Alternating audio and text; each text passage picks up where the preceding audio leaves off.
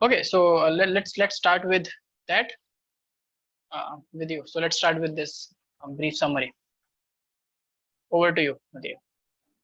Okay, so first they purified the biochemicals from the cell, like the proteins, DNA, RNA, and all of that of the S strain, and then they checked that which of these biochemicals were responsible for transforming the R strain to the S strain. And then after that, Yes. when they discovered that only DNA was the one that was responsible for it, and then after that they also saw that proteases, RNases, and lipases did not affect that transformation, and only Yes. DNases were responsible for it. No, only DNases affected that Yeah, transformation. they They did affected not the allow. transformation. Yeah. Yes, they disrupted the transformation, because what do DNases do? What is the function of DNases? What is the function of proteases? Madhya, am I audible?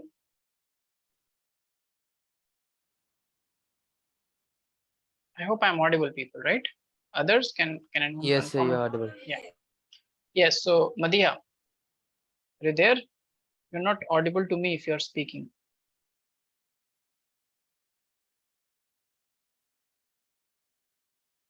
No, Madhya, I cannot hear you. Can anyone hear Madhya? Madhya, would you like to rejoin or unmute again?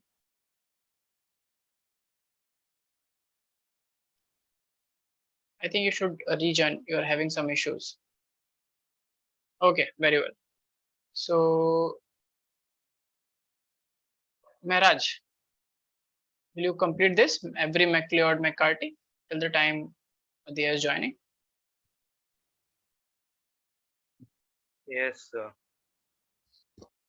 So I'm Okay, audible? and yes, you're audible. Just one moment, Mehraj. We have Nabil joining in. Nabil, how are you? Am I audible to you and I'm visible to you? Good evening.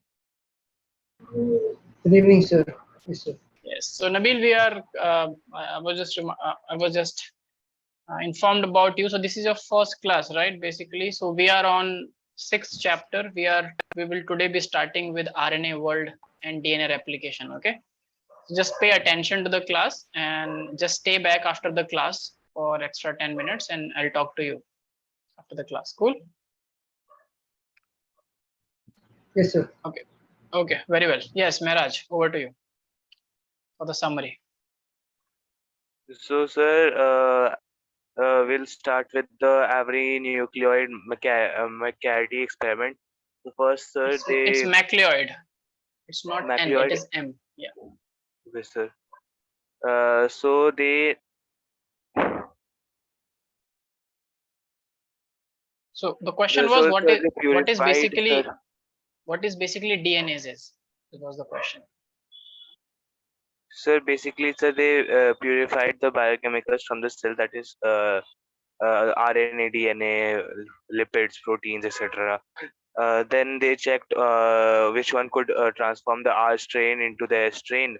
Yes, then that that part is clear. But then after that, what they did as a another proof of they principle. discovered that DNA from the S strain can transform was able to transform to the R strain. They also discovered that Yes. proteinase, lipase, and RNAs did not affect the transformation. And so, So what do we lastly, mean by this effect? Yes, that is what I'm asking. So Madhya has joined back. Madhya, would you like to comment on that? What do DNases do? Yes, sir. The DNases help in the degradation of DNA. Yes, basically they break the DNA. Okay, we have also Reem joining in. Hello Reem, how are you? Why are you joining so late? I'm good, sir.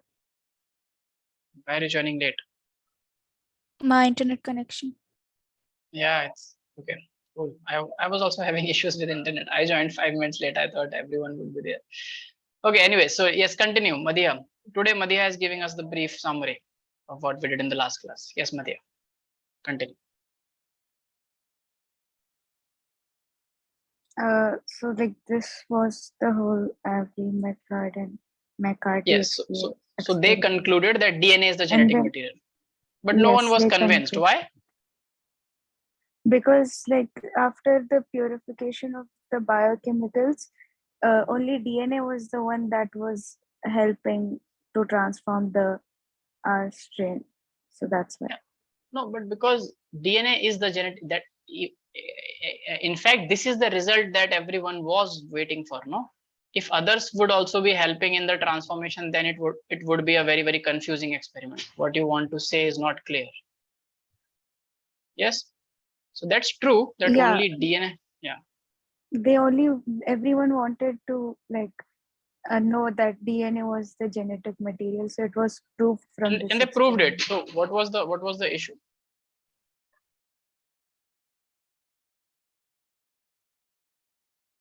Just think about it and give me 1 second. Okay, I'll be back in 1 minute. Okay, Madhya. Okay, sir.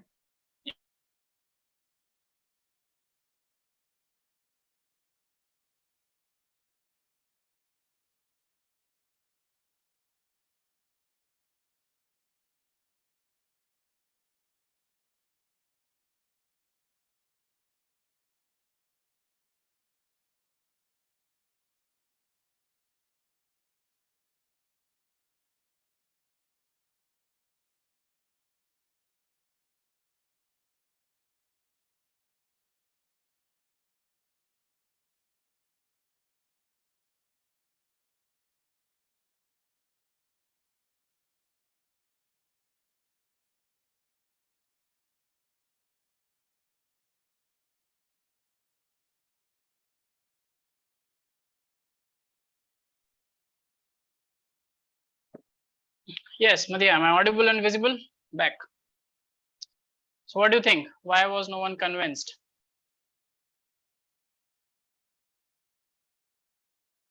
You there, Madhya? Yeah. Yes, sir. Remember I What told was- you. Yeah. Yes. Yes. Tell me. Tell me.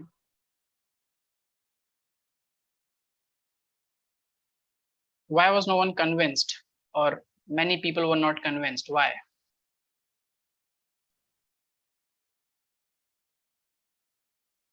One reason was because we discussed, remember that this purification of biochemicals from a cell and to check, one by one, which one is responsible for the transformation. The experimental paradigm was it was actually not very foolproof. You could not have said that there was no contamination of the other biochemical. That is the first thing. How do you know that there is something which something else which is actually contributing, and how do you know that it's not contaminated? So basically this whole technique was not it was very new at that time. And to tell them by putting different liquids into bacterial culture and then transforming them, they were convinced because they knew how they did it, but others were not. Okay, because other thing was there was no visual cue to differentiate between DNA, protein, lipase, RNA, etc. Right? So even though they concluded that DNA is the genetic material, it required some more robust proof, which was given by Hershey and Chase. Okay, so let's go to that quickly. Yes, Madhya. So in the Hershey and Chase experiment, they took bacteriophage. It is the virus that kills bacteria, and like it has DNA. I mean, in a structure form. And what they did was they cultured that bacteriophage in two mediums, and one medium was radioactive sulfur that was helping in labeling the protein, and in the other medium it was radioactive phosphorus that was labeling the DNA. And then after that, in the first medium the protein was getting labeled, and then in the second medium, there in the radioactive sulfur medium the protein was getting labeled, and then in the radioactive phosphorus medium the protein wasn't getting labeled. So because of that, after like infection, and when they blended it. Yeah, so what happens in infection basically?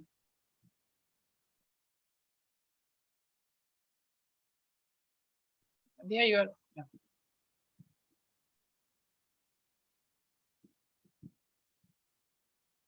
You're not audible to me, at least. Others? Is Madhya audible?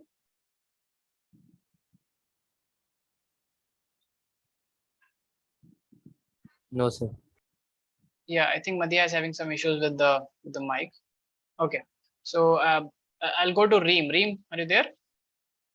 Can you complete from here? Yeah, sir. Yes, thank you.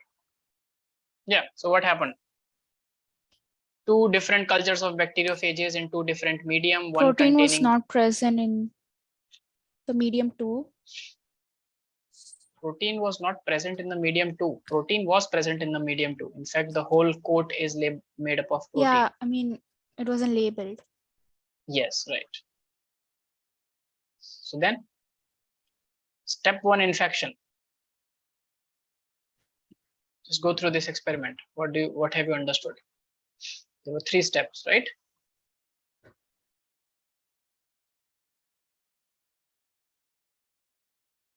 Remember, step 1 was infection. Anyone remember this experiment? All of you forgot. I'm not going to teach you again if you do not ask me to teach.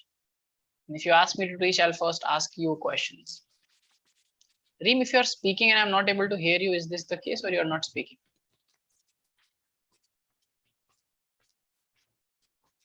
Cannot hear Reem. Others can hear Reem. I think there's some issues with network mostly.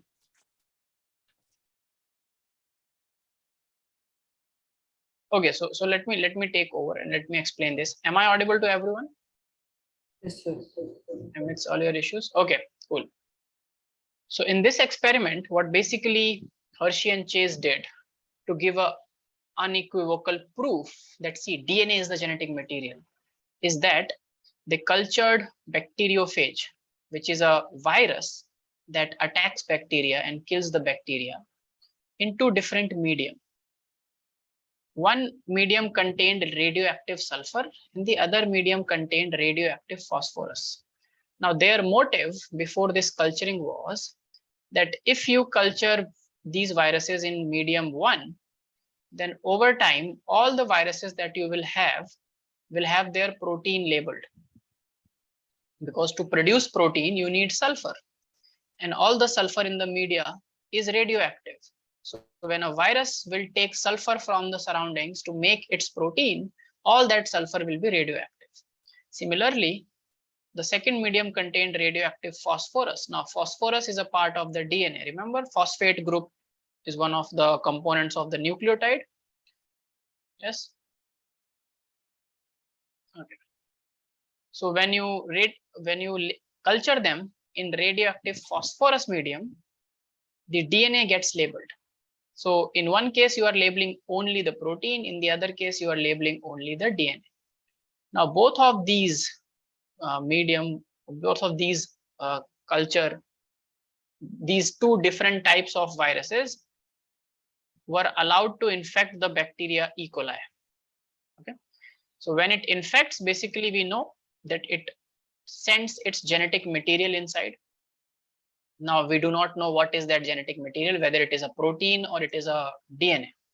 So, but we know that it sends its genetic material inside because that genetic material helps the virus to make its copies and to infect other cells.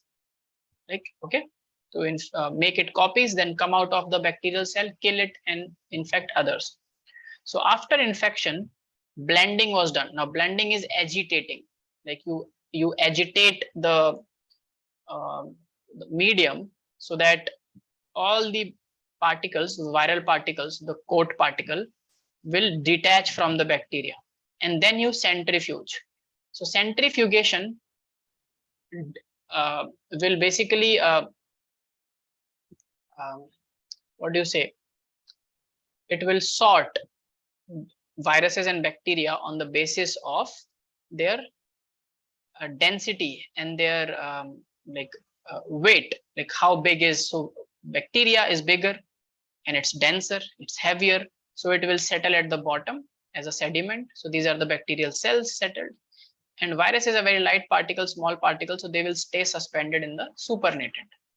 Now in this first medium, where protein was labeled, they saw that the radioactive signal was not coming from the sediment, from the bacteria, but was coming from the supernatant.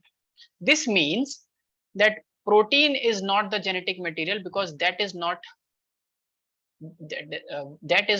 transferred into the bacterial cells. In the second culture, where phosphorus was labeled or DNA was labeled, they saw that the radioactive signal was detected in the sediment, in the bacterial cell, and not in the supernatant. And this gave an unequivocal proof that DNA is the genetic material because that is being transferred from the virus into the bacteria. Is it clear, everyone?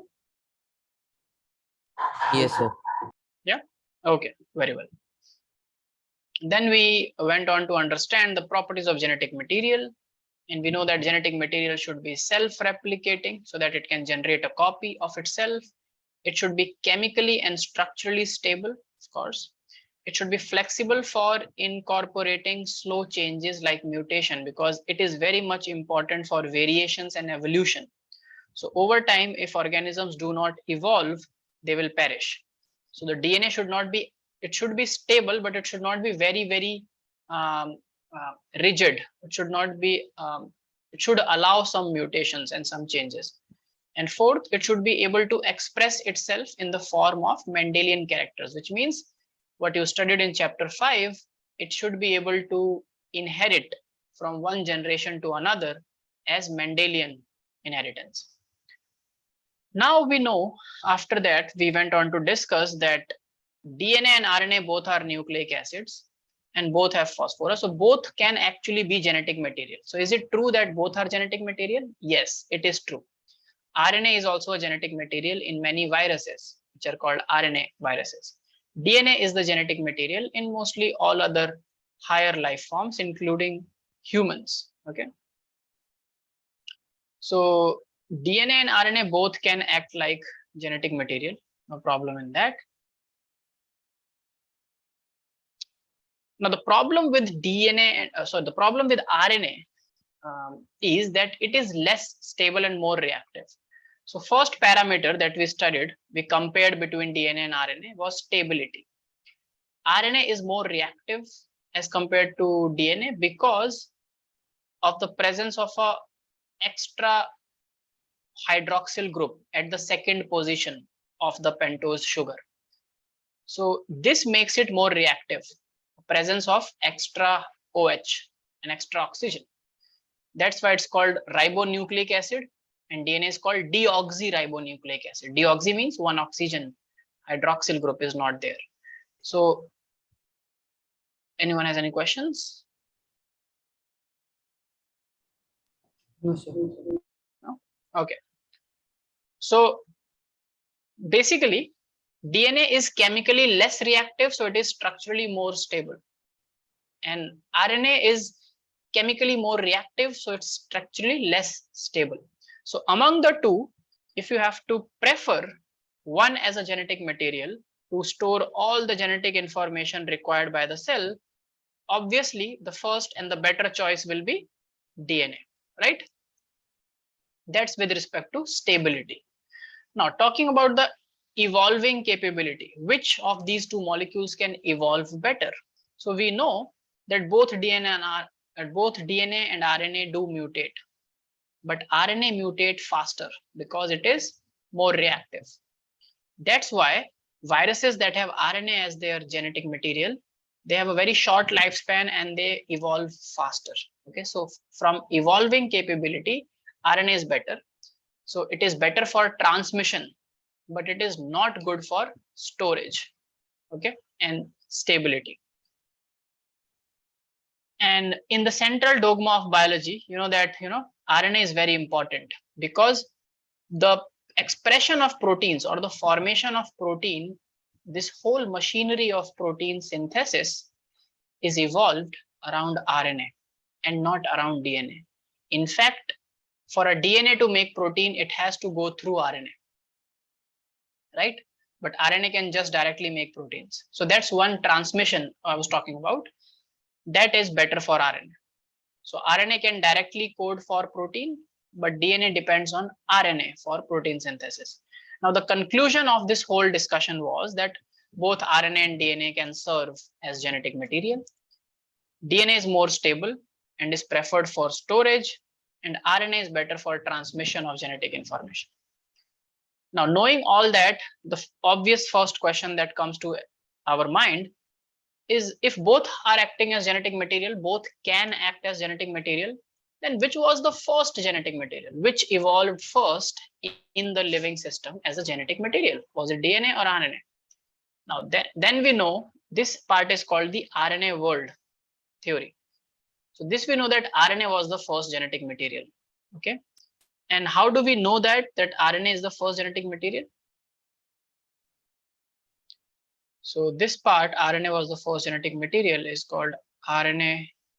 So at one point of time, the world, the living world, RNA world hypothesis. The living world was having RNA as the genetic material. And how do we know that? How do we know that? What are the proofs?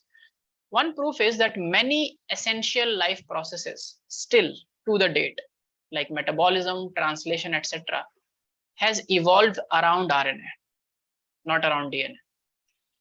And RNA can serve as a genetic material as well as a catalyst, because RNA is more reactive. It can also act as an enzyme. Now, when RNA acts as an enzyme, mostly all the enzymes in our body, most of them are proteins. But if RNA acts as a catalyst enzyme, it's called ribozyme. Okay. Third is, even today in our bodies and in other animal systems, important biochemical reactions are catalyzed by some RNAs. Okay, there are some reactions that can only be catalyzed by RNAs and not by protein enzymes. This is a proof that RNA at the very beginning was the first genetic material to evolve, because it could have done both the things. It could have acted as a genetic material. It could have also done the chemical reactions in the cell. Okay. Then why did DNA come up?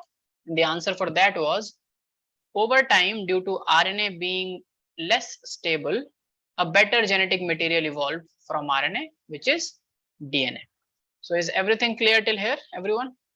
Do you have any doubts from the recap? Yes, no? No doubt, sir. No, sir. Okay, perfect. So let's move forward from here. And today I'll be starting with the first thing, that's DNA replication. Okay, so we are going into the study of DNA now. And we are going to the first step of central dogma, which is like flow of information from DNA to RNA. But before that, before DNA makes RNA, the DNA has to replicate itself. You know, in every cell division, DNA has to replicate, yes or no? Mitosis, meiosis, you have studied, right? So in mitosis, suppose there is a diploid cell.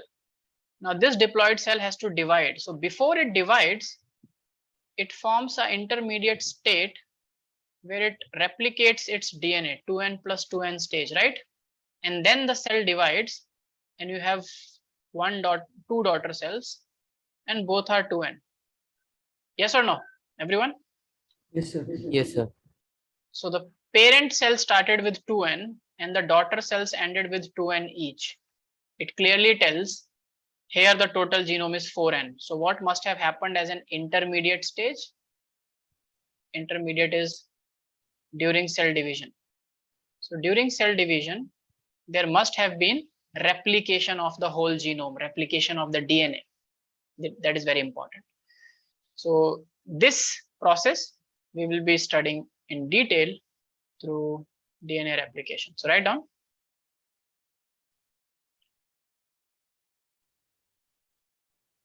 DNA replication.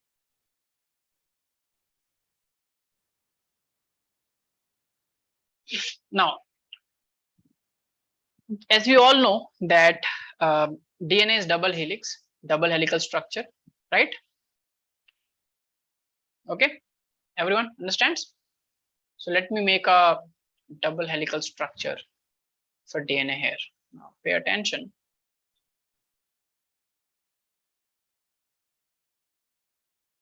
This is a double helical structure. Sorry.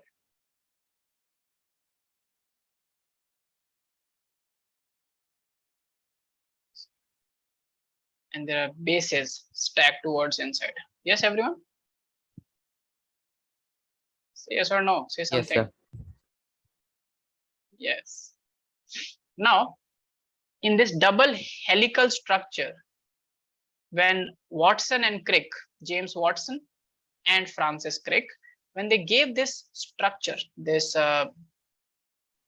when they explained that basically DNA has a double helix structure, the first immediate and obvious question that was asked is then how does it replicate? How does it form? It copies during the cell division. So they said that this strand of DNA, which you can see, and it has polarity. Let's say this is 5' to 3' strand, and this is 3' to 5' strand. So they said that it opens up. Okay, both these strands opens up, and a new strand is formed. 3'. So let's say a new strand is formed like this over it, where half of the strand is the parent strand, like the original strand, okay, which is shown in black here. Make it first. And the other half is newly formed strand. Do you understand, everyone? What did they say? Yes, sir. Yes, sir. And this type of DNA formation or DNA synthesis let me just do it here as well, is known as semi-conservative method, and the same will hold true for this strand as well. So from one strand, can you now see here that there are, sorry, from one strand there are two strands formed now? Can you see that?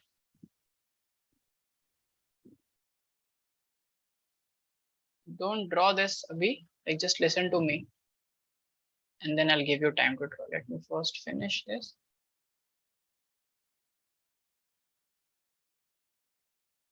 So these are the two strands. Okay, perfect. So can you see that from one strand, one parental strand, 2, 3, and this is 5'. Now there are two DNA strands. The DNA basically got replicated, yes? And eventually, when the whole DNA will be replicated, they will get separated from each other. There'll be two independent DNA strands, correct? But what is one thing that you notice here? Do you notice that half of each new strand is actually the old strand itself, right? Half of each DNA molecule is the old strand itself, yes or no? Yes, sir. So 3', 5', and so on. So this kind of replication, this kind of this process is known as semi-conservative DNA replication. Okay, this scheme was said to be semi-conservative DNA replication. Why semi-conservative? What is the meaning of conservative? Mariam, how are you?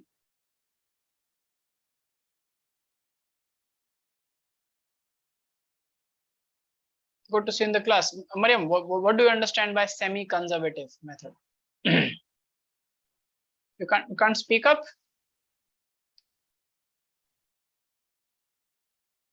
Are you, like, is there some issue?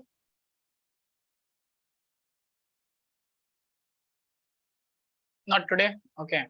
Yeah, this is what we Okay, so please get it fixed, the issues, so that we can discuss. Reem, what do we mean by the word conservative?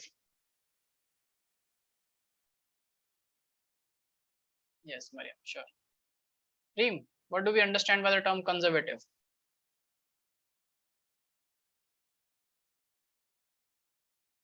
Reem is also not able to speak.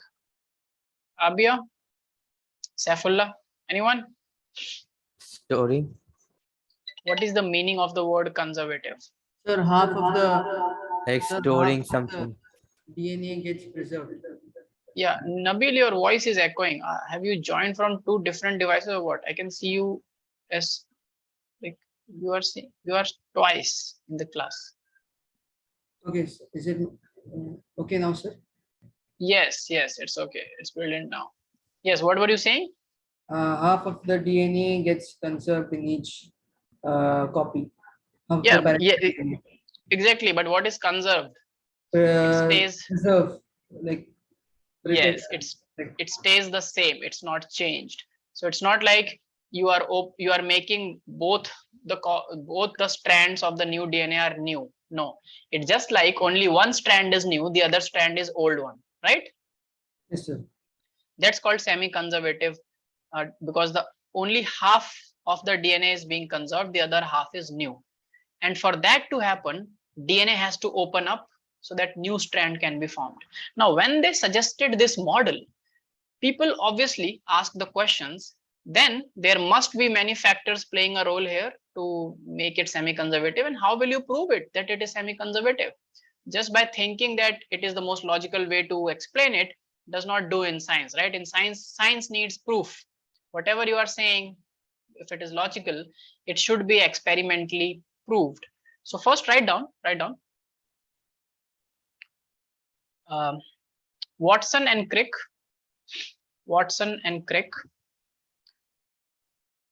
proposed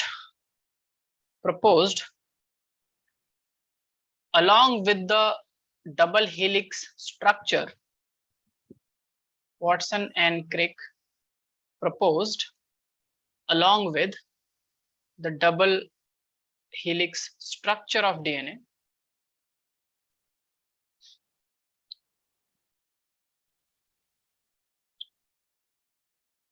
also the semi-conservative scheme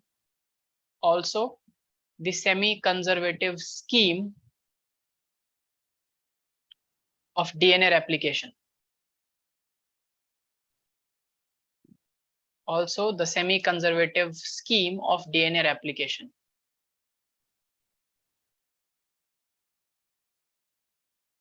Next point, this scheme suggests, at that point of time it was a scheme only, okay? It got proved later. So this scheme suggests that the two strands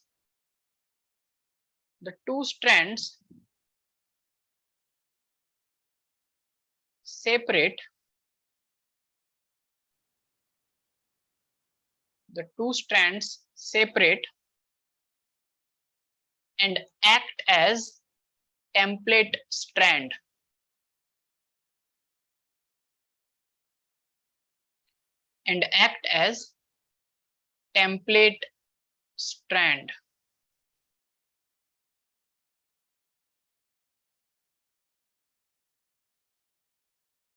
For the synthesis of new complementary strand.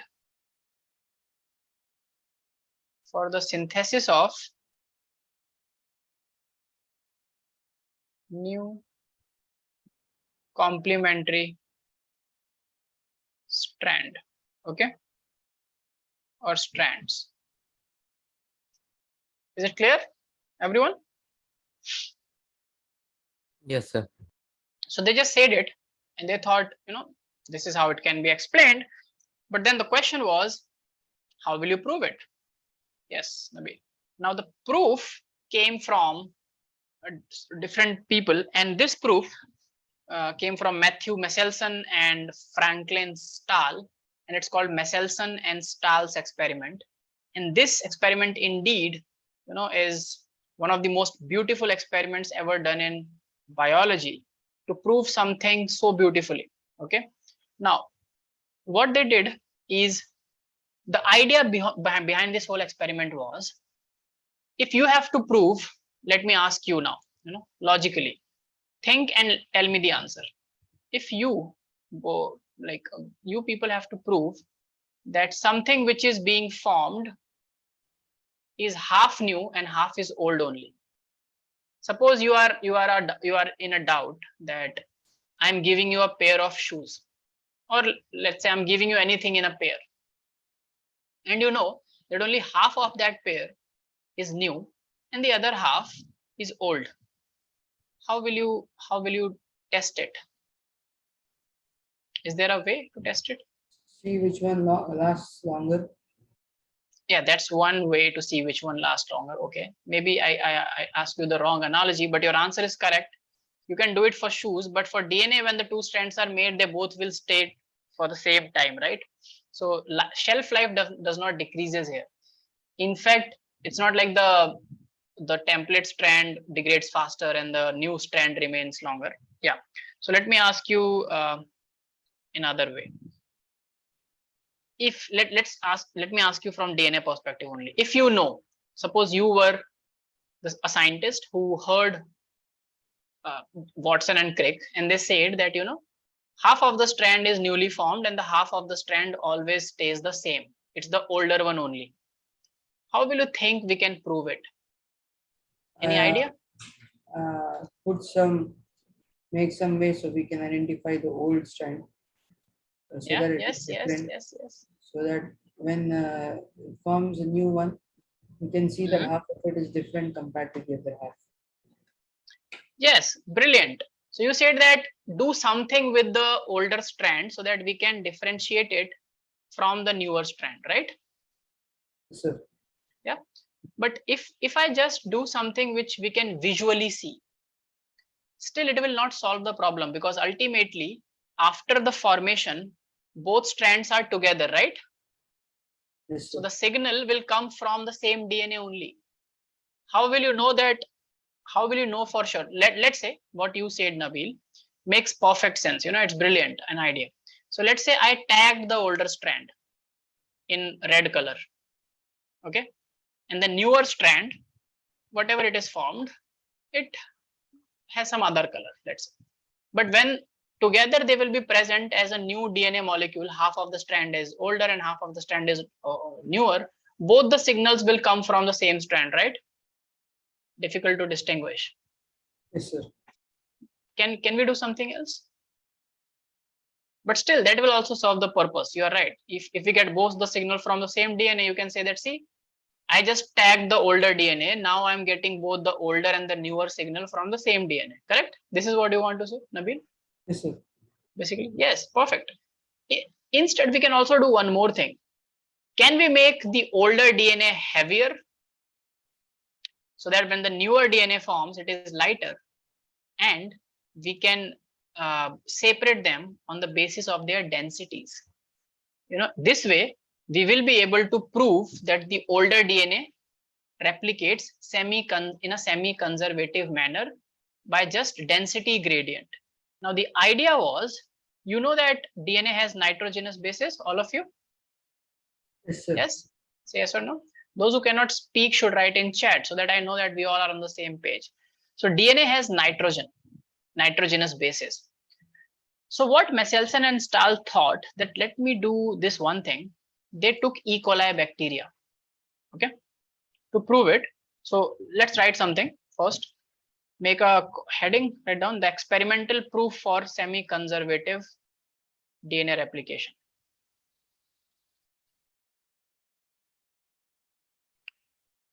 The experimental proof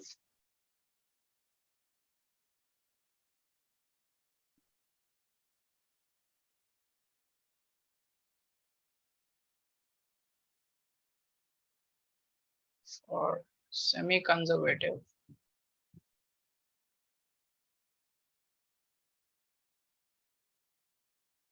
DNA replication.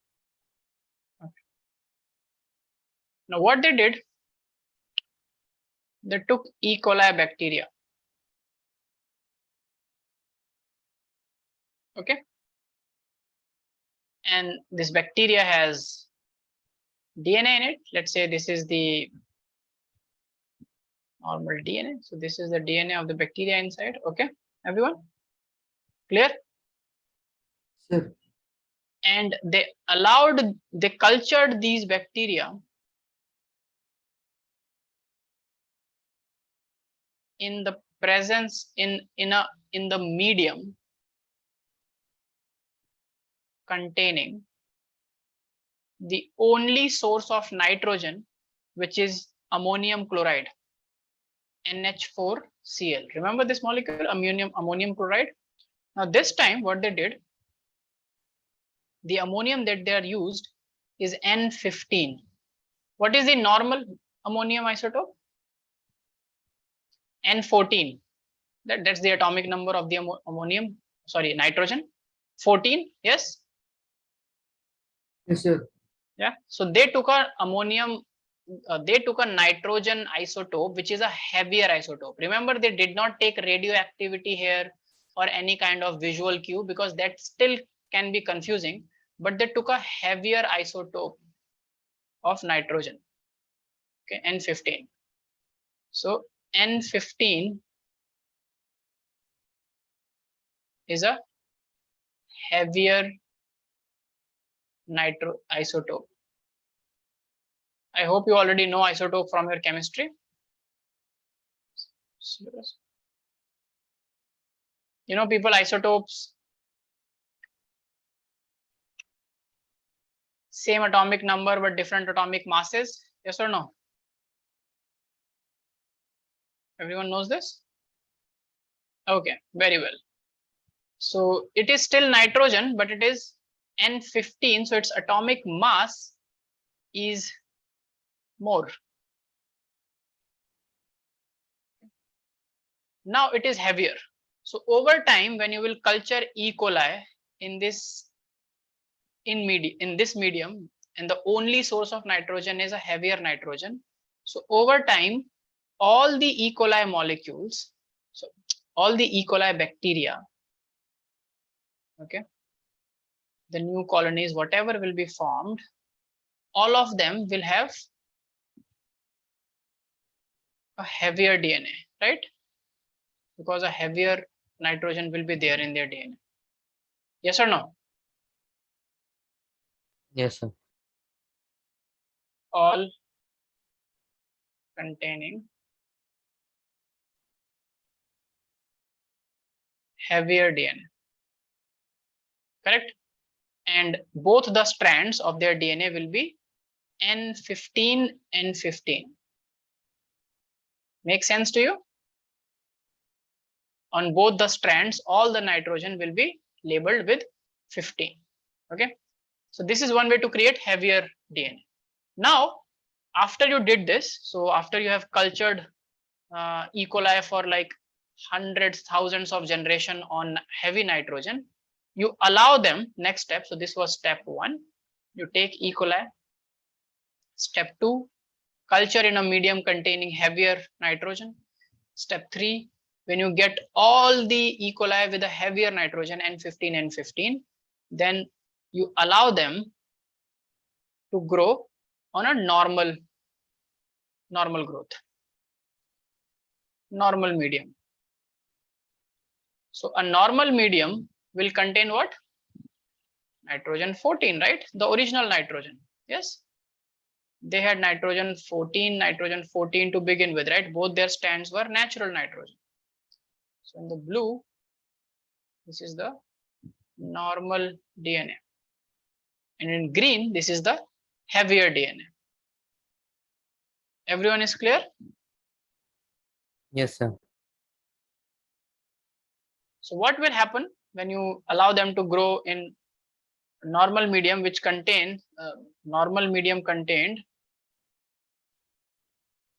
NH, again ammonium chloride, but this time it will be NH4Cl with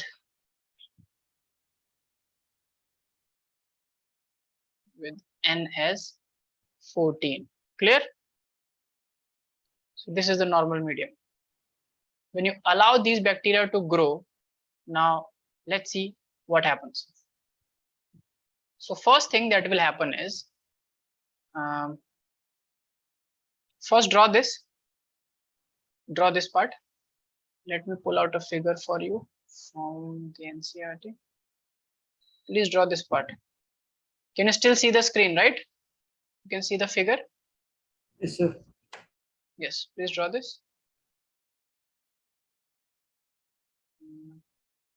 Those who have NCERT can also open their NCERT and go to page number 105. Let me pull that figure for you.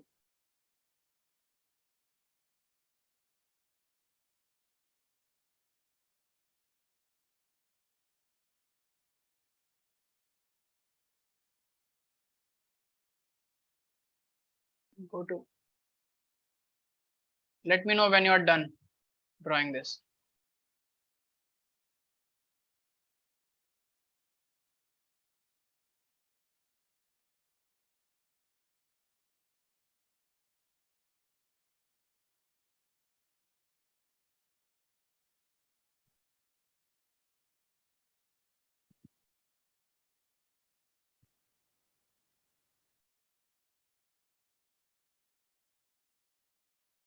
Okay, people, everyone done?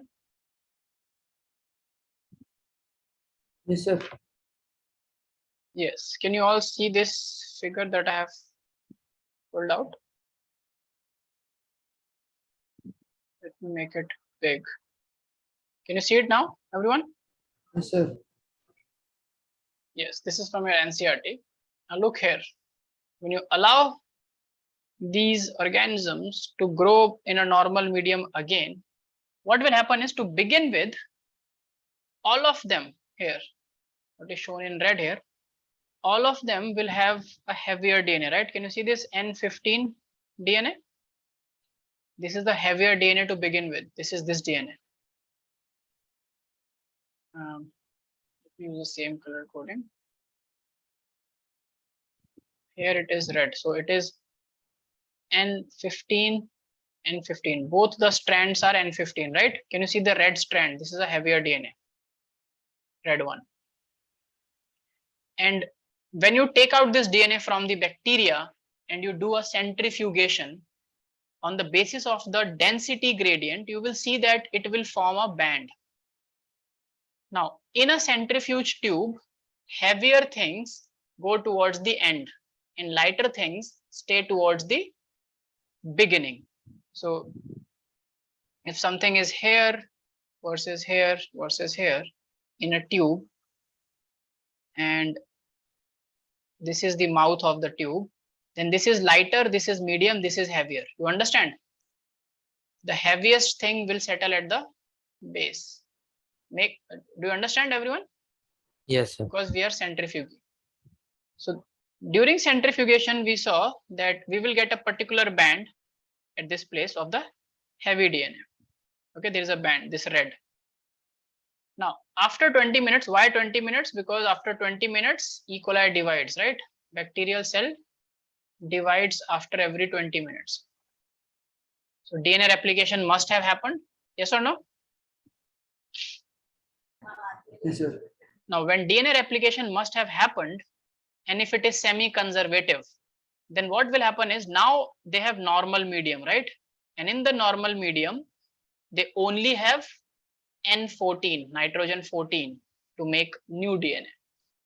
So if both the strands will open up, the older strands, then N15 will open up and get separated. And the new strand which will be formed is the N14, this green one. This is the new strand, right? This N15 is the old strand. Yes or no? So now the DNA will become intermediate or hybrid. It is not heavy, it is also not light.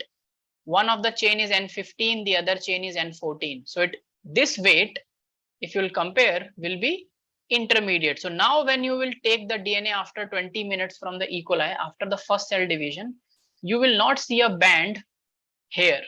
So normally a band should have been here, right? This is where a band should have been present, this one. You will expect a band here, but now the band will shift towards the lighter side because both the strands, in fact all the strands, are intermediate hybrid dense. You understand? Yes, sir. Similarly, after 40 minutes, when the second cell division happens, again all the DNA, which is this hybrid, will open up. Now when this will open up, it will have one lighter strand, one denser strand, another denser strand, and another lighter strand.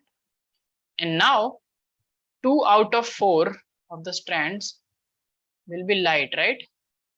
DNA will be lightweight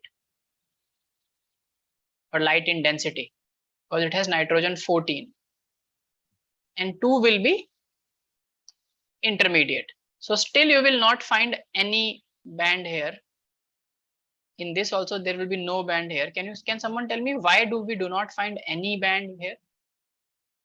Because only the DNA that was heavier was the first DNA that we began with.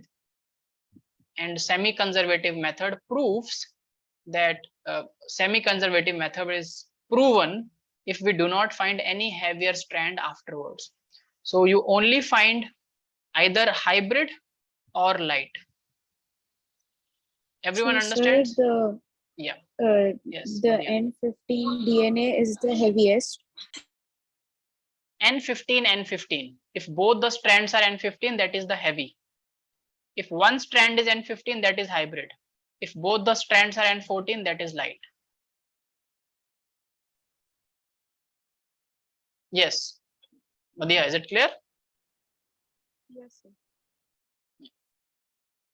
Now, if I ask you what will happen after 80 minutes, this is the question. What do you expect after 80 minutes based on the above experiment? Think for a moment and then give me your answer.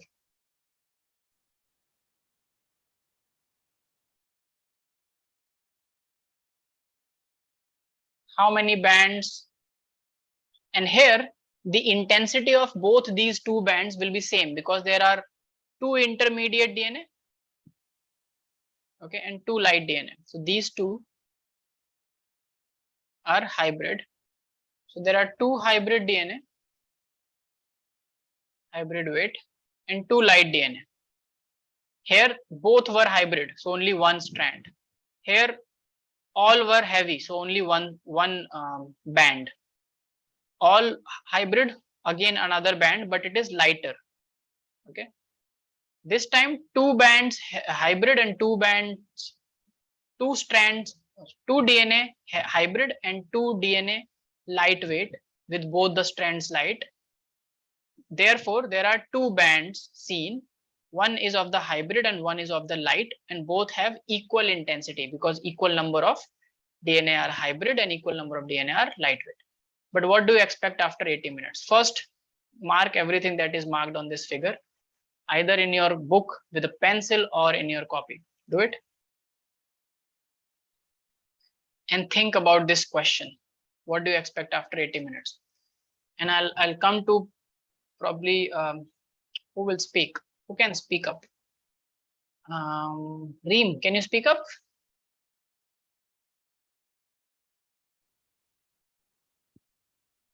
Are you there, Reem? Is it possible for you to speak? No, I think. Okay, let me go to Saifullah. Saifullah, are you there? Yes, sir. Yes. So I'll first come to you for this answer. So take 2 minutes, draw this, think about it, and tell me the answer. How many strands will you see? And what will be the intensity of the bands? Okay, think about it.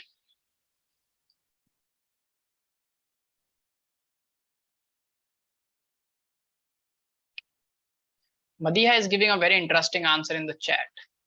So I'll discuss that also, Madhya.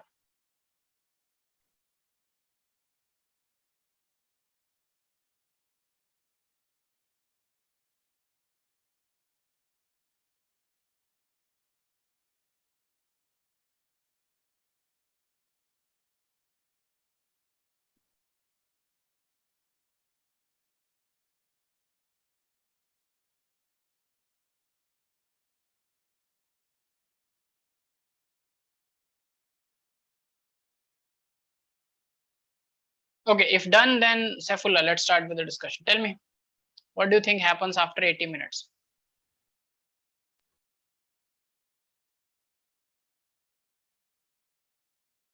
This is the question for everyone.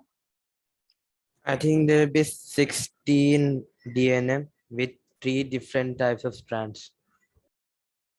16 DNA with 3 different type of strands. Yes. So you will see all the 3 bands, you are saying? Yeah. Yeah. And what will be the ratio? Like what will be the intensity of all the bands? All will be equal intensity?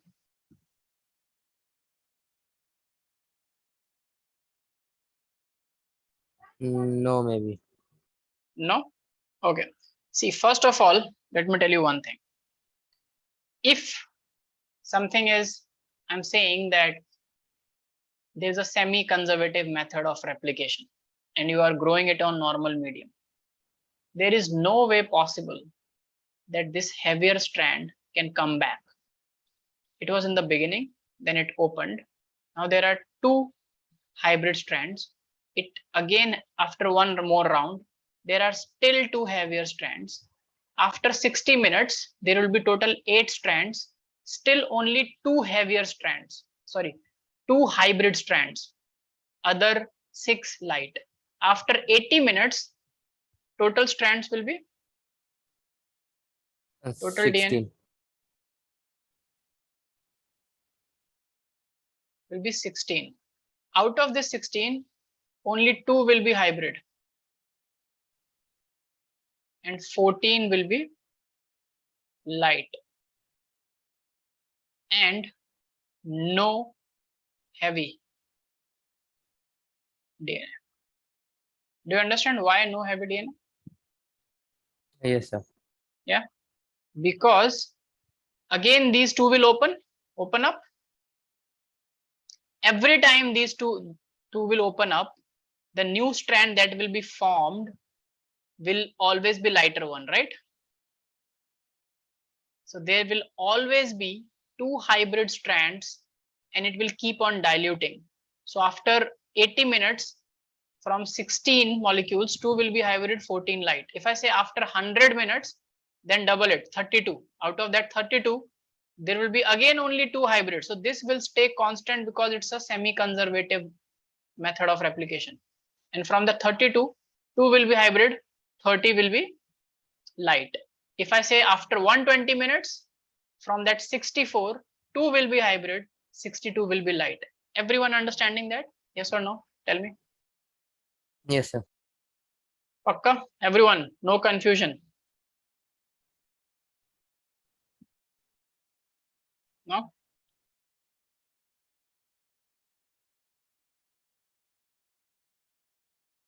Yes, Mariam has a question. There will be always hybrid strands. Yes, Mariam, these 2 hybrid strands cannot go anywhere, no? You see, Mariam, because see, every time, let me explain you like this.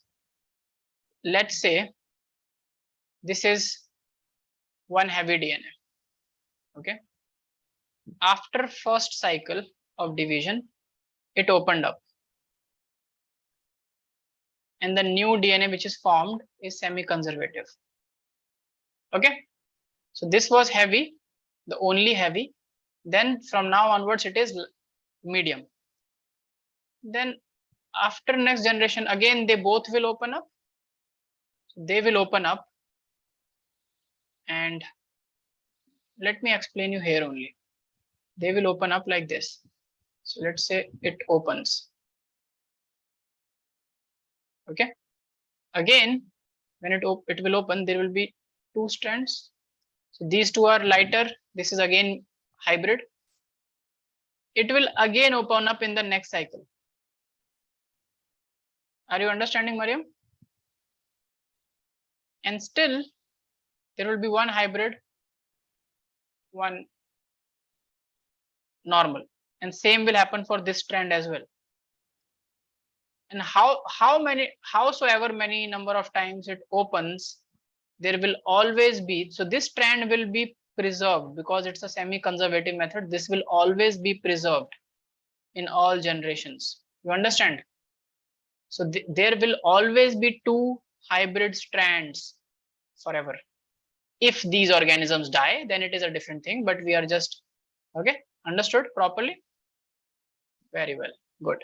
So that's the point of semi-conservative, and this proves actually the presence of two hybrid strands and being constant, and normal strands being increased in number in exponential manner, proves that it is a semi-conservative method of application. And this heavy strand will never come back. There will never be a heavy strand ever if you keep growing them on normal medium. The moment you start growing them on a heavy isotope medium again, then only heavier strands can come back.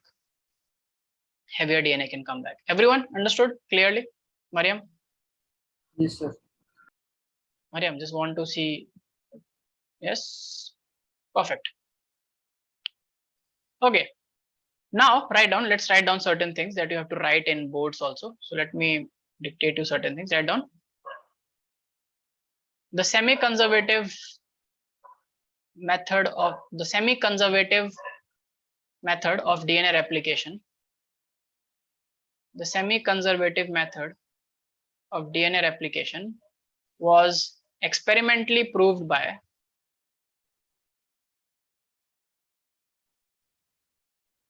Meselson Stahls experiment. Meselson's Stahls experiment.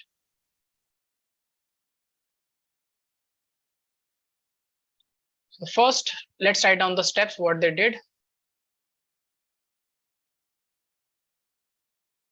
Yes, Madhi has a question. So sir, in the normal medium only lighter DNA is formed always, like whenever it divides. Yes, see, because the only nitrogen source you are allowing is N14. So in a normal medium, ammonium chloride has normal nitrogen. So every time you will only allow the bacteria to get nitrogen from the surrounding, which is N14. So in a normal medium, lighter strains will keep on forming more, and there will always be just two hybrid strands, because every time they are opening, a new normal strand is being formed, and the older strand is heavier only. But the older, heavier strand will not replicate. Okay, like it will replicate, but the newer strand that will come will be a normal nitrogen strand only, because we do not allow in the normal medium any heavy nitrogen source. Okay, Madhya, clear?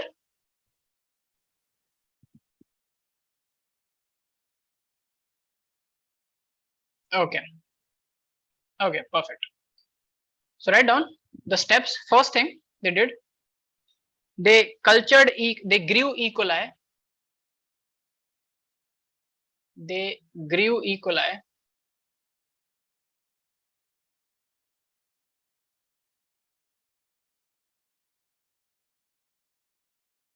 in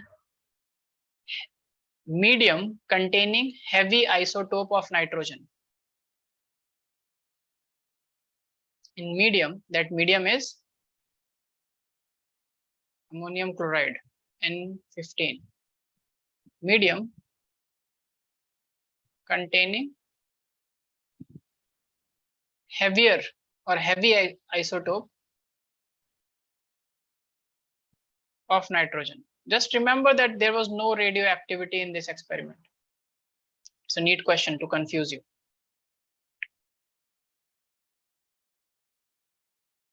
For many generations. Okay, so they wanted all the DNA to get replaced for many generations. Second point, as a result,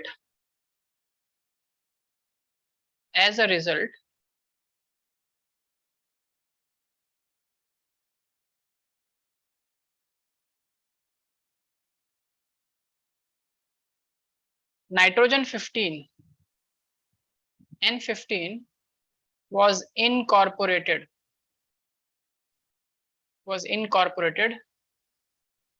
in all the DNA,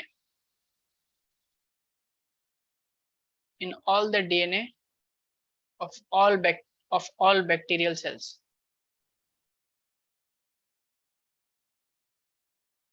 Of all bacterial cells.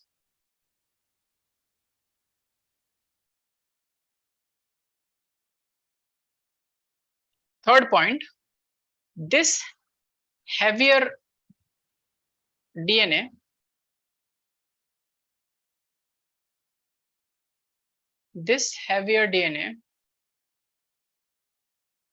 could be easily distinguished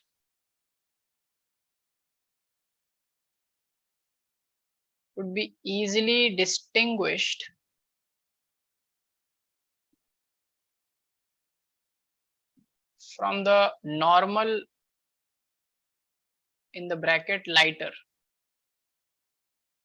DNA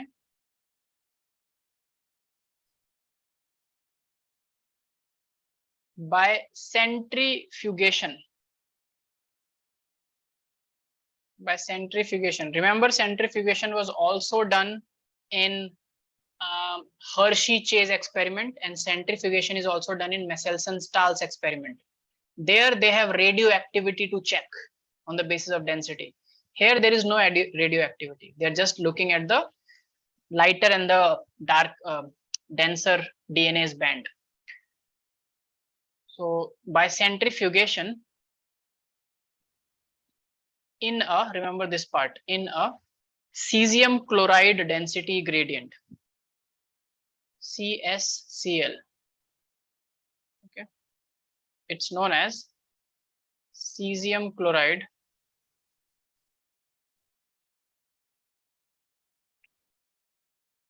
density gradient. Okay, so they did the centrifugation in this. Mark it because this is a question, previous year's NEET question. Easily distinguished from normal DNA by centrifugation in a cesium chloride density gradient on the basis of densities.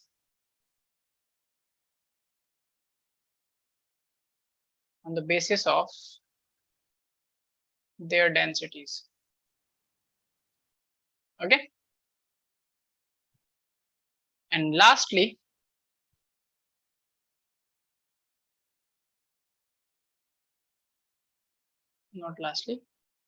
next, write down. Then they transferred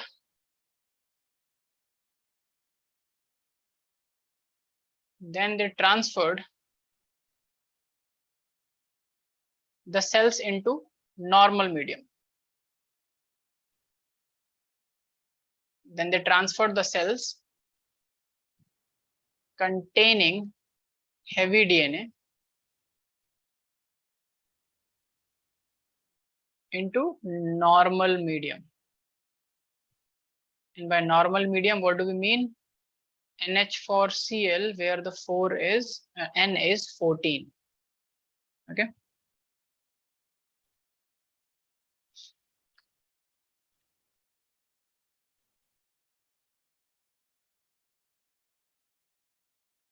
They allowed the bacterial cell to replicate the DNA. You can continue in this. They allowed the bacterial cell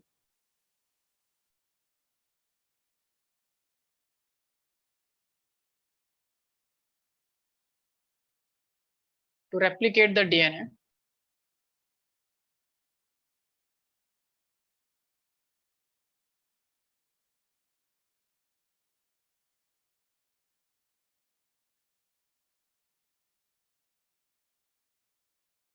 and took DNA samples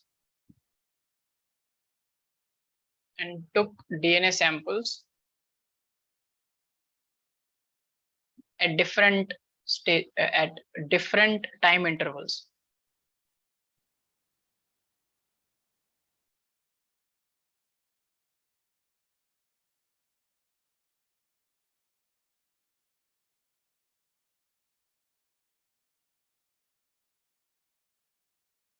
Okay.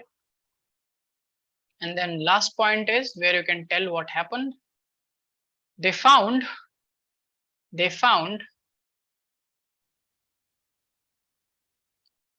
the DNA extracted from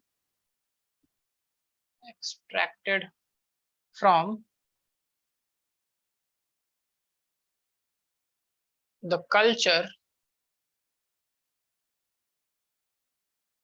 one generation after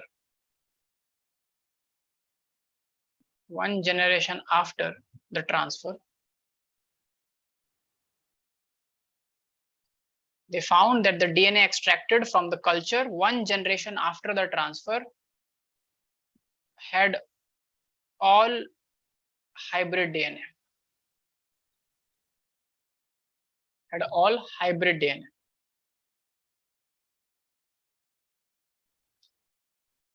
With intermediate density.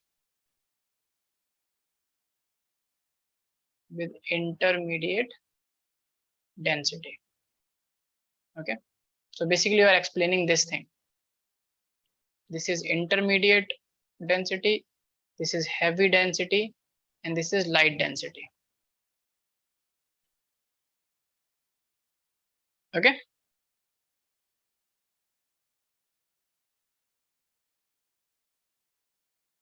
And last point, DNA extracted from the culture 2 generations after the transfer.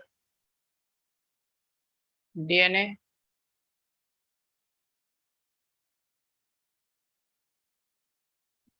extracted from the culture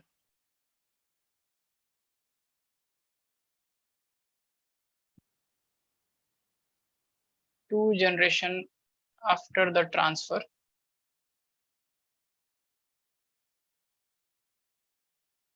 had equal amounts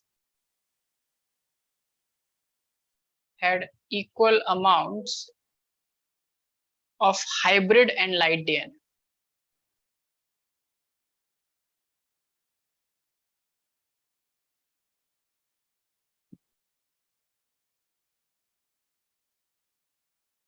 Okay.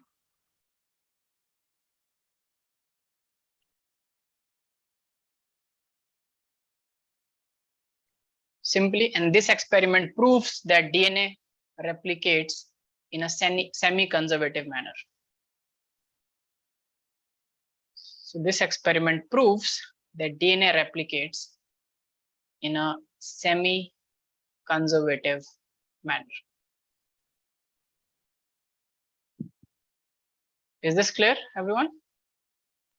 Yes, sir. Yeah.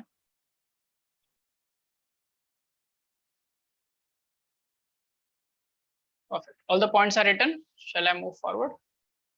So Meselson and Stahls experiments, a very important experiment. Many questions are asked both in entrance and also in your school examinations on this. So you understood how did they do the experiment? What was the basic? What was the fundamental logic? Everything is clear to everyone?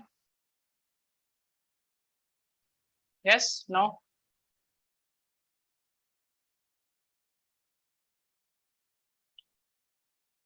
Please go through it once. Let me know if everything is clear. Yes, it's clear. Okay. Now,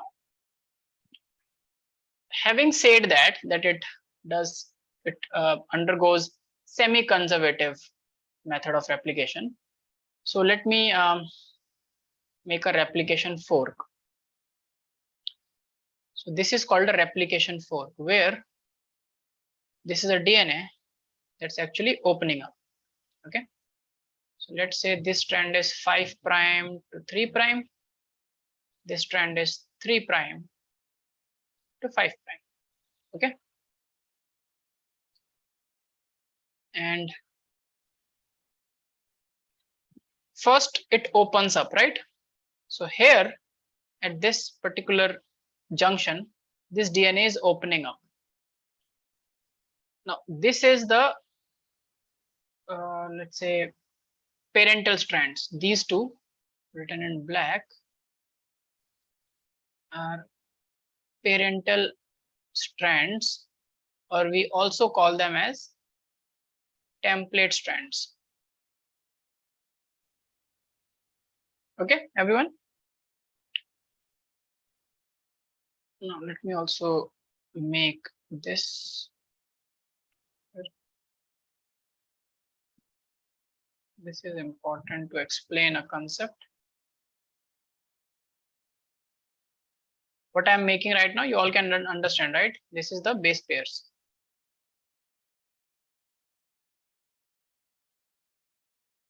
Yes, everyone?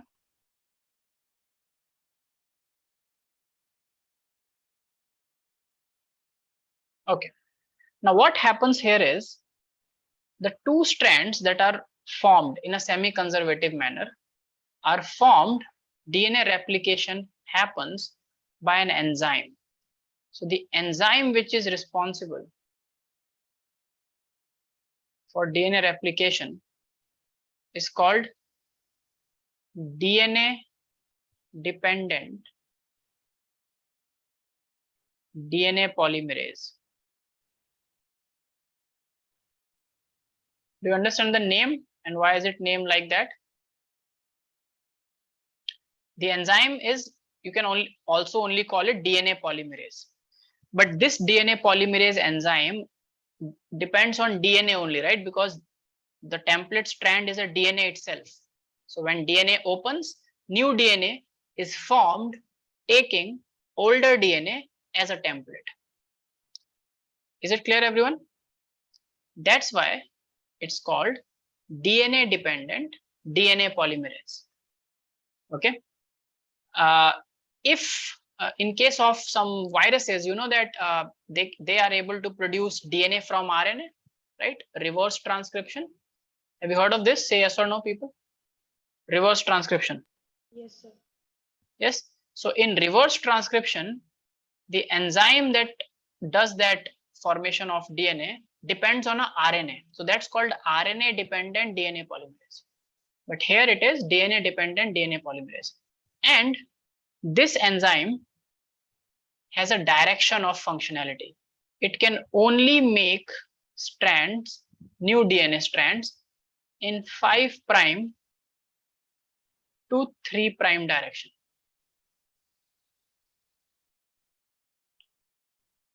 New synthesis happens. So this enzyme works in 5' to 3' direction only. Is it clear? This part is clear? Say yes or no, people. Yes. Now, if this is the template strand 5' to 3', and it's what is the direction of opening? It is like a zipper. So if you imagine it as a zipper always opens in this direction, right? This is the direction of opening. Yes or no? This is how it Yes. will open. Yes. So when it will open, this is the direction of opening of this DNA strands. Then the new strand can also form in this direction. So in one of the strands, it will be continuous. Okay. Sorry, let me make it again. At one side, oh,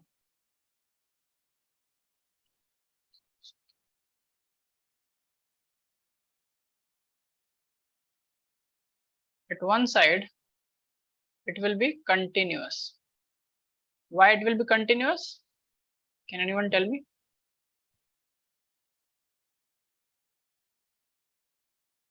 Because the direction is 5' to 3', and polymerase can work in this direction, can only work in this direction. So the moment you will open a DNA, one strand will continuously keep forming.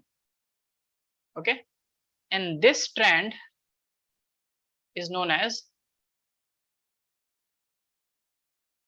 continuous. Sorry, on this strand there is a continuous synthesis happening. Okay, and the strand is called leading strand. because it leads. It keeps on going continuously. On the other strand, the problem is the direction of opening. Okay, this is the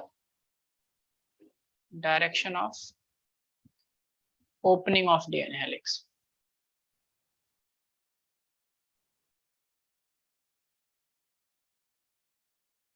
So the direction of opening and the direction of the strand, like they do not, so the direction of opening is towards up and the direction of strand is 5' to 3', the template strand.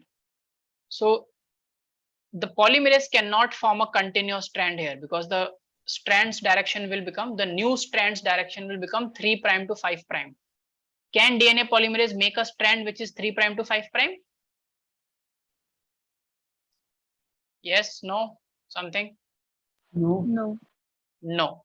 So it has only one option. What it can do is it can wait for the DNA to open a little and then make a strand, which will be 5' to 3'. Yes, on this side it is 5'. So there will be a strand formed, a short strand, and then polymerase will stop. Then again DNA will open a little, then again it will form one more strand. Again it will be 5' to 3'. So it will form strands in installments, short fragments.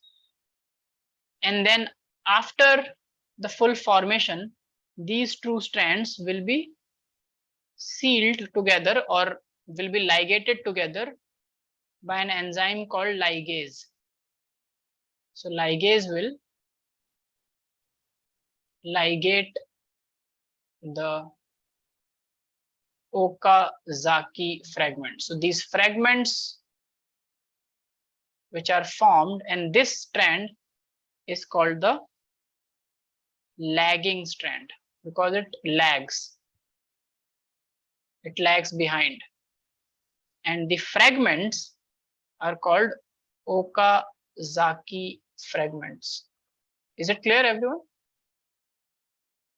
The DNA fragments Yes, which sir. are produced, and then ligase is an enzyme which has to come into picture to join and make it a continuous strand.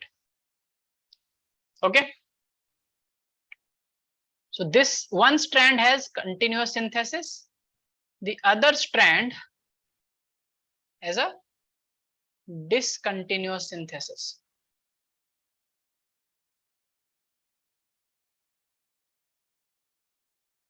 Is it clear, everyone?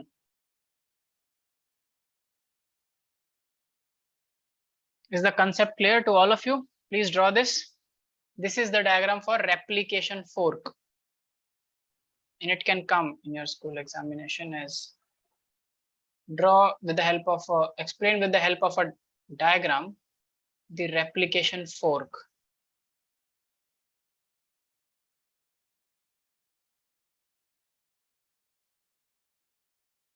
Okay, draw this.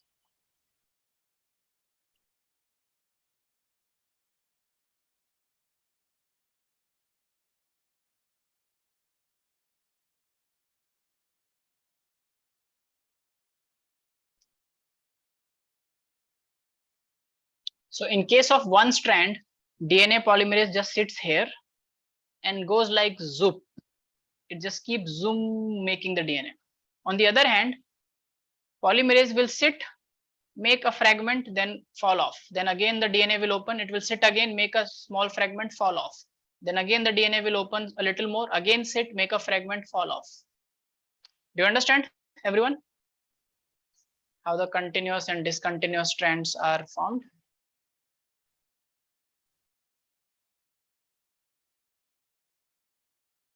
Yes, perfect.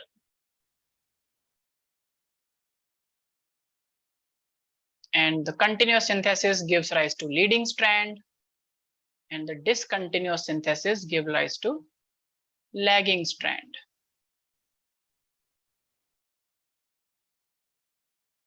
And lagging strand has fragments. So it is called Okazaki fragments, which are ligated by an enzyme called ligase.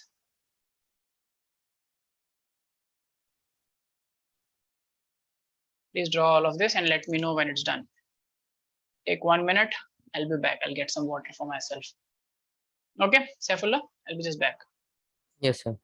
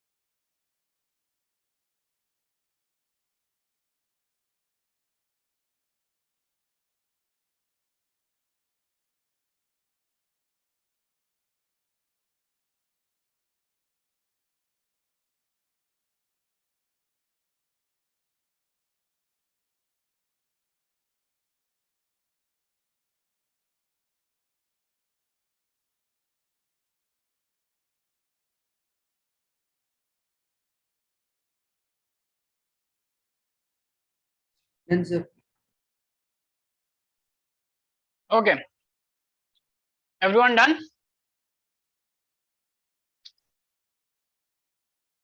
Now everyone done? I'm moving forward, okay? So this replication fork is clear, how we figured out semi-conservative method of replication is clear. Now write down, let's study something about DNA dependent DNA polymerase. The enzyme.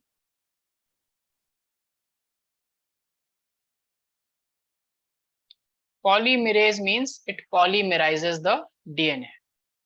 And it is DNA dependent in this case, where from DNA it is making another DNA replication. In reverse transcription, there is a RNA dependent DNA polymerase. Now write down, this enzyme uses DNA template. This enzyme uses DNA template to catalyze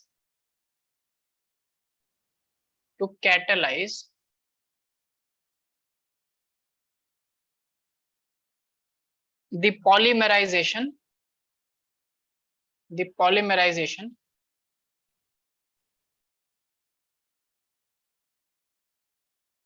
of deoxynucleotides. Now you understand this term, deoxynucleotides, right? Deoxy because it's of the DNA. Nucleotide is the monomer of DNA. Okay. First thing. Second thing, now look at, if you paid attention, E. coli. Okay. E. coli as a bacteria has only one DNA thread. Okay, it's a prokaryotic organism, so it has one DNA thread. But the length of that DNA thread is around 4.6 into 10 raised to power 6 base pair. Okay, so let's do some math. Write down total length of E. coli DNA in terms of base pairs. Okay, in terms of base pair. So it is 4.6 into 10 raised to power 6 base pair. 6 base pair. Okay, clear everyone? Yes, sir. And second thing, how much time do you think E. coli takes to replicate the DNA?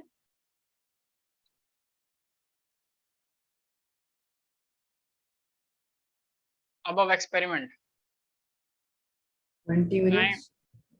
Yes, 20 minutes is the cell cycle, cell division is done. So it has been seen, yes. It's less than 20 minutes, no, because for the whole 20 minutes, it is not just replicating the DNA. It replicates the DNA, then it also divides the nucleus and also divides the cell, right? So other things also happen, yes or no? In 20 Yes, minutes, 2 separate bacteria from one single bacterium is formed. So on an average, time taken by E. coli to replicate this length DNA is around 18 minutes. Okay, we are giving 2 minutes. 2 minutes it takes for cell division also, cytoplasm, the plasma membrane division. So around 18 minutes. Okay, so now if you have to find the speed or the rate, how will you find? Tell me. Rate of replication. How will you find the rate of replication? How fast is this enzyme? How will we find the rate of application? 4.6 into 10 raised to 6 by 18. By 18, right? So that will give us in minutes. Suppose we have to do it in seconds. So how many seconds does 18 minutes have?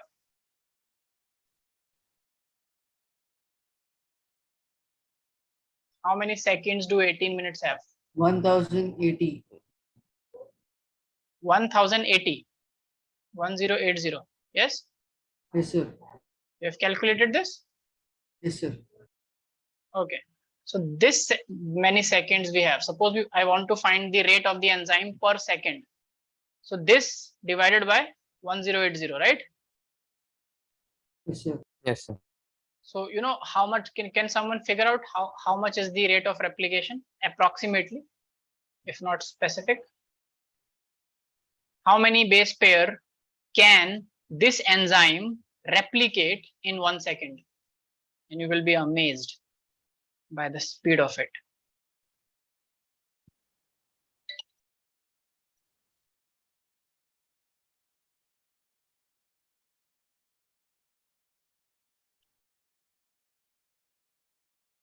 Do it, people, quick. 0.004259255. What? Simply you can just convert this into also 10 raised to power something, right? 1080 can be converted. It is right. So you can convert this also into something. Make it simplify. 0.00 cannot be the rate, no? How many base? You mean to say 0.00 base pairs per second? No, that's so like it's slower than you and me. It's an enzyme. People.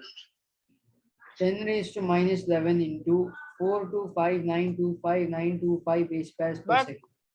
no. What are you doing? So calculate.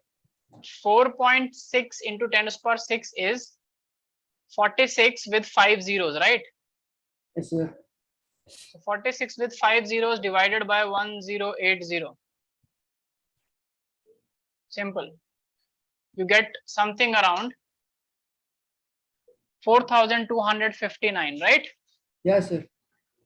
So something approximately, just remember 4,200. Let's take it 4,200. But it is for 2 strands, right? So there are 2 strands. This is base pair, right? Yes, sir. If this is base pair, then to convert it into bases, I have to divide it by 2. So whatever I got, whatever answer you got, you just divide it by 2. So 4,200 divided by 2 is around, because you understand why are we dividing it by 2? Because there are 2 strands, right? In base pair is like between 2 strands, right? So we just want to know about the rate on one strand, because whatever is the rate on one strand will be the same rate on the other strand as well. Everyone understands? Yes or no? Say yes or no. Yes, sir. Others, please write. So whatever is the strand on one strand, whatever is the rate of replication by this enzyme on one strand, the same will be on other strand as well, right, people? Simple logic. So you get 4,200 divided by 2. What is the answer? Approximately 2100 into 10 raised to minus 6. why 10 raised to minus 6 now? It's simple. 2100. There is a point now, right? You are dividing 46 with 5 zeros, which means 46 460 or 46 lakh or something like that with 1080. It comes out to be around 2100. Let's round it off to around 2000. So 2000 to 2100 bases per second it can polymerize. Can you imagine this speed? 2000 to 2100 bases per second. It is amazing, no? It is like it's lightning flash fast. So this enzyme is very, very fast. It is just polymerizing around 2000 bases per second. 1 second gone, done. That's how it can replicate the whole genome of the E. coli in 18 minutes. Okay. And if an enzyme is so fast, what about the energy expenditure? Fastest cars burn the most fuel, right? If you are so fast, you will also be economically expensive. Yes or no? Yes, sir. So that's why write down. First, write down the rate of replication or the rate of polymerization, average rate of polymerization by DNA polymerase, average rate of polymerization by DNA polymerase is around 2000 base pairs per second. 2000 bases per second.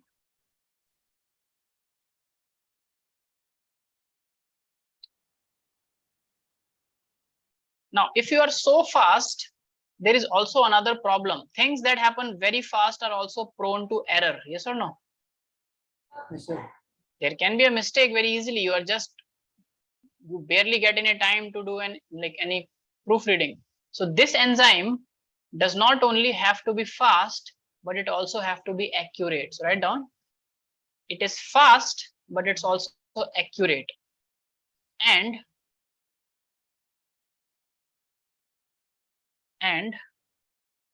replication, DNA replication, let me use another color. And it is fast, it is accurate, and DNA replication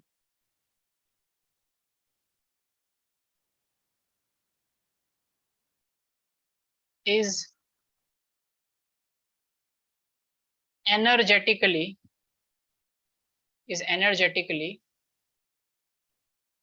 a very expensive process. energetically a very expensive process.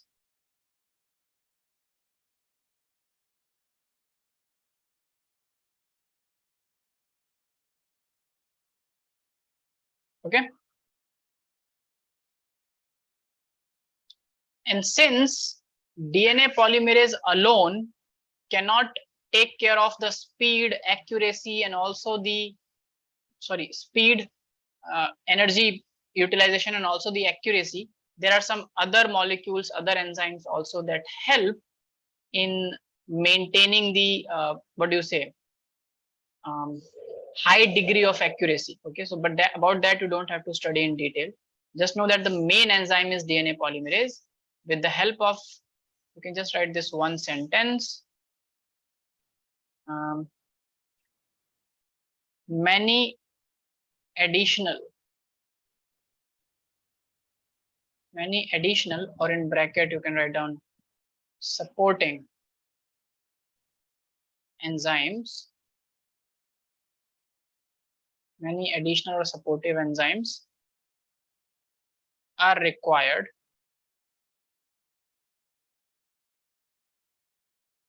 in the replication process.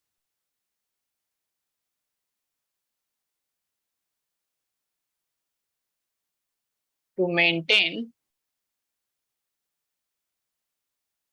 high degree of accuracy.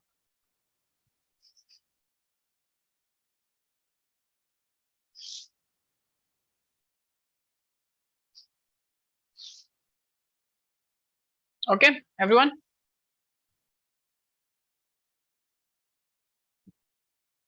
Yes, sir. Okay, so what all things we learned about in DNA replication today? Let's go on a recap. So we studied that it is semi-conservative in nature. This is what it was, how it was proposed by Watson and Crick, and that the proof came from Meselson and Stahls, where they figured out that, on the basis of density gradient, the Meselson and Stahls experiment. Then the experiment is clear. Then the replication fork, where we talked about the enzyme, its direction. It can only make DNA in this direction, 5' to 3' direction. And because of this limitation, one strand becomes leading and continuous, the other strand becomes lagging or has Okazaki fragments. And later on, when all these fragments are made, all these fragments are joined together by an enzyme called ligase. And because it is joining DNA, it is called DNA ligase. Okay, if it joins RNA, it is called RNA ligase.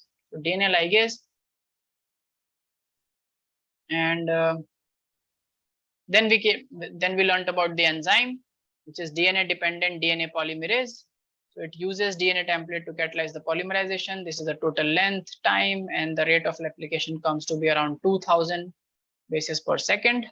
It's energetically very expensive, and it also requires help from other enzymes to keep the accuracy high. Okay. Also, one more thing. So do you think that replication can start anywhere? Let's say, let's talk about E. coli DNA. So it has only one DNA thread, right? Yes, sir. Yes or no? So let's say this is a E. coli cell, and this is the total length of the DNA. Let's say. Now the replication, can it start anywhere from the center and just, can it replicate the full DNA? Only at the ends. No. Yeah, no, also not important that it has to be on the ends also.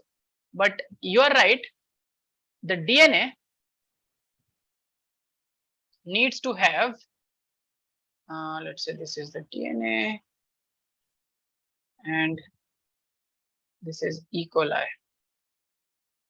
So it cannot randomly start from anywhere, the replication. It has certain specific, like it makes sense to have points at the end. You start from the end, go through the whole DNA length. But also in between, there are regions from where replication can start. You understand? It's not always necessary that it has to be at the end. You understand, Nabi? Yes, sir. So write down DNA polymerase. So about this enzyme, DNA polymerase on its own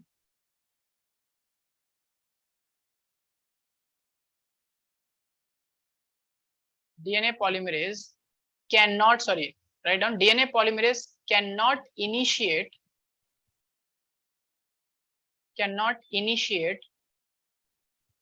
replication on its own.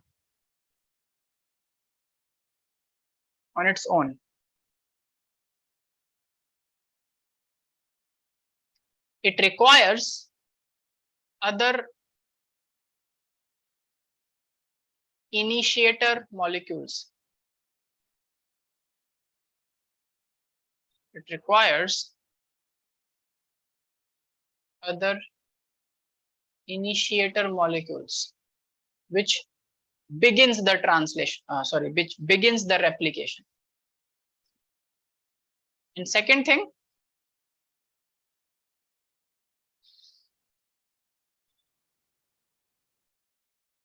replication does not initiate randomly at any place in the DNA. Replication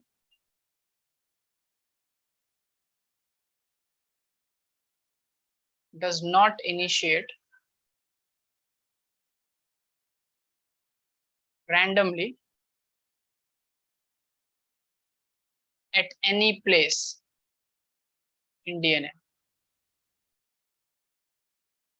There are definite regions. There are defined regions or definite regions.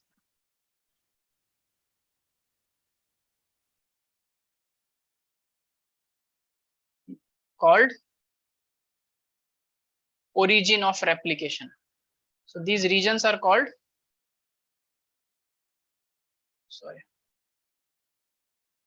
origin of replication, OR. Is it clear, everyone?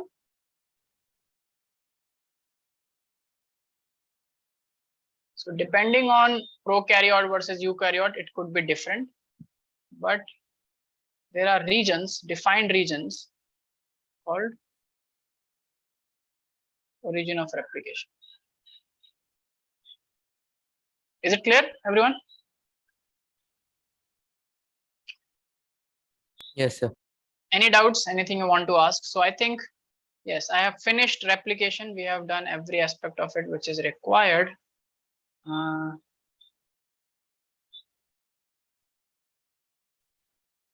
Sir, the Meselson-Stahls experiment, last point you show, sir. Sorry, the Meselson, the last point you want to write, this one. Yes, sir. Yeah, yes, please. Anyone has other doubts, please ask me. So replication is done. In the next class, which is tomorrow, please join on time. I will start with transcription, and transcription will take some time. It's longer and it's a little convoluted than replication, because we will be studying that in detail in prokaryotes and eukaryotes separately. So tomorrow I'll start transcription. Okay, everyone? Done, Nabil? You've written? Yes, sir. Okay, so I'll see you in the next class, everyone. Bye-bye. Good night. Take care.